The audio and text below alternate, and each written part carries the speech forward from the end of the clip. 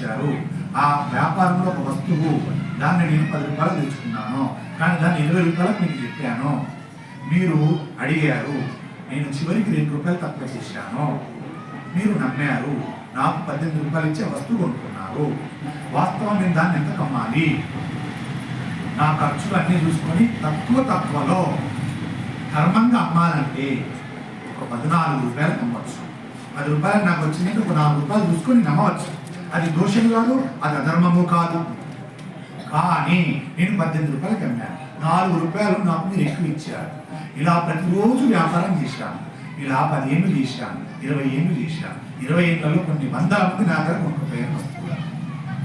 వీళ్ళందరికీ నేను మరో జన్మలో వడ్డీతో సహా 4 రూపాయలు ఇచ్చారు కదా, 4 రూపాయలకు వడ్డీతో సహా చెల్లిస్తా తప్పకుండా. ఇది ధర్మంలో దాగిన సూత్రం. బాగా పట్టుకోండి, ఎక్కడా భయపడకండి, ఎక్కడా దిగుపడకండి. ఇక అడగడం మన ధర్మం. అయ్యా సాధ్యంతో తక్కువ చేసిందండి అని అడగండి. వాళ్ళు తక్కువ ఎంత అని అనుకోండి, అన్నులకు అందుకొని ఇవ్వండి.